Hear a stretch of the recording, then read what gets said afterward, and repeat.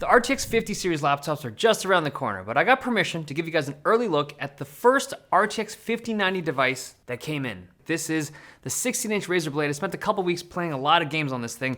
The full review of it comes in a couple days, but for this video, I want to share some early impressions I had about the gameplay experience. Some of it was good, some of it was really good, some of it less so. So this is Black Myth Wukong. It's a Dark Souls style game, but with a martial arts monkey.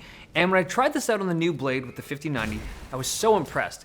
This is one of the most demanding titles on the PC market, and it's still able to maintain really high frame rates. It's like a 30% bump compared to the previous generation of Blade 16 with the 4090. And then this is Hogwarts Legacy. It's another ultra demanding title. Everything is turned up here, ray tracing on full blast. And of all the games I played on the new Blade, this was by far my favorite. I think it looks so good. I'm a huge Harry Potter fan, and the visuals and the gameplay are really well done. This also gets really high frame rates compared to the previous generation of Blade 16. And then Cyberpunk also gets a nice boost. This game has always been a hardware-hungry title if you turn on all the graphic settings. This footage was captured with everything on, including all the ray tracing stuff cranked up, and they call this mode the RTX overdrive setting. It's just like the most maxed out visual settings. And when you turn on all of Nvidia's bells and whistles, I was getting over 160 frames per second, which is over double of what the previous generation of Blade 16 was able to achieve, but we'll talk about that frame rate in a second. Now, the last game I tried was Marvel Rivals. This had one of the biggest frame rate improvements over the 4090 Blade. I was getting almost 280 frames a second, which actually maxes out the refresh rate of this 240 hertz OLED panel. And all of that footage was captured with the game at its highest graphic settings.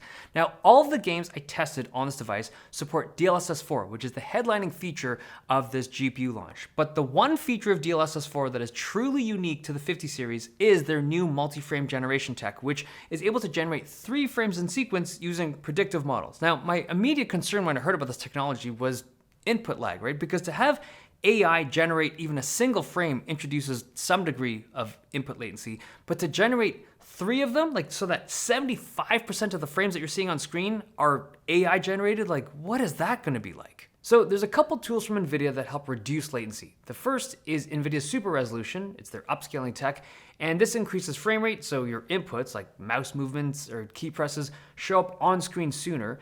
The second is Nvidia Reflex. This syncs your inputs directly with the GPU, so it reduces delay, and it just ends up making the game feel a little bit more responsive. So I had both these running when I was testing out their new multi-frame generation, and in Cyberpunk, with everything cranked up, multi-frame generation set to 4x, it goes from a base frame rate of around 55 to 160 frames per second. And in this scenario, the added input lag feels mild. Like I played between 2 systems, one with 4x frame generation, one with none.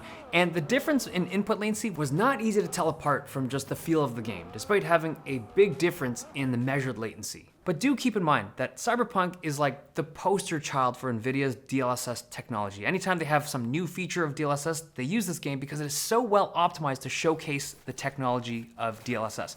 The other thing to keep in mind is that it's not a particularly fast-paced or like twitchy game. The movement is relatively slow, and there's just no need for ultra-fast reactions or perfect input timing. So multi-frame gen here works really well, even at 4x, but for games like Black Myth and Hogwarts Legacy, it's a bit of a different story because these titles are more sensitive to input latency. These are games where you need to be more precise with your timing, like you gotta time your attacks and your blocks and your dodges.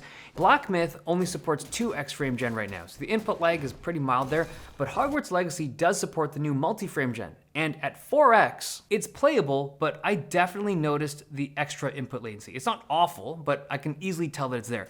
At 2x frame gen though, the latency is low enough that it felt perfectly responsive to me.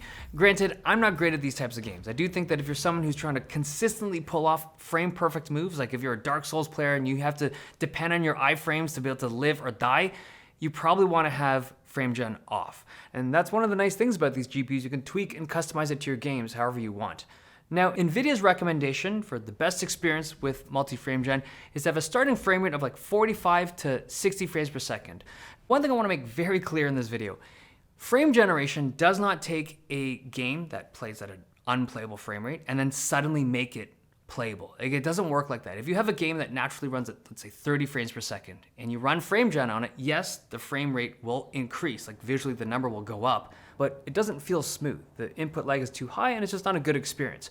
But I think the marketing around this can be confusing because it seems like if you just have a multiplier that just increases your frame rate so aggressively and so potently, it'd be awesome. But it just doesn't work like that. You have to have a good base frame rate to start, and then it takes it to another level of just smooth gameplay. The other scenario where I think 4X multi-frame gen didn't feel right for me was with really fast-paced games, and for me this was with Marvel Rivals. This is an arena shooter, and on this game, 2X frame gen is okay, but with 4X, the input latency was making me miss shots. Now, I understand that I'm abnormally sensitive and picky about this stuff. Like, I've been playing arena shooters obsessively for the past 8 or 9 years. I feel like a degenerate with this game genre, but I think for 99% of the world, they'd be completely happy with at least 2X frame gen on Marvel Rivals. It's just not for me. So I think outside of like the fast twitch reflex games, and as long as you have good enough performance, I think frame gen is a really nice feature to have access to. Now, if you'll notice, everything I've talked about involves DLSS. And I think for most of the demanding titles that are on the market today, they all have access to some kind of like upscaling technology. That's definitely the future. But if you're curious about like the rasterized performance of this device, obviously the 50 series is better than the 40 series, but that will come in the review of the Razer Blade itself. The other thing I noticed early on, and I think this is a more important conversation than the one about frame rate, is that there's a massive improvement in image quality with DLSS 4 because of the new transformer model. Earlier versions of DLSS had issues with image quality. The big one being that there was this softness to the image that was impossible to ignore. But on DLSS 4, the image quality is so clean. This is something that is difficult to showcase over a YouTube video because of compression, but the actual image quality of each frame is so much better. There's almost no temporal blur. Like, say you're running or jumping around in game, with the new model, it retains almost all of the sharpness of a still frame, even when it's in motion, which is incredible. Like, look at these two screenshots. Both of these were taken when I was in motion from like whipping the mouse around, and it's super obvious. DLSS 4 looks much better. Some games still have issues with artifacts, like if you whip your mouse around super fast, you can still see that haloing around hair in some games. And I think with this tech, there's always going to be some visual imperfections, at least for the next few generations, but a lot of them do get ironed out over time with updates.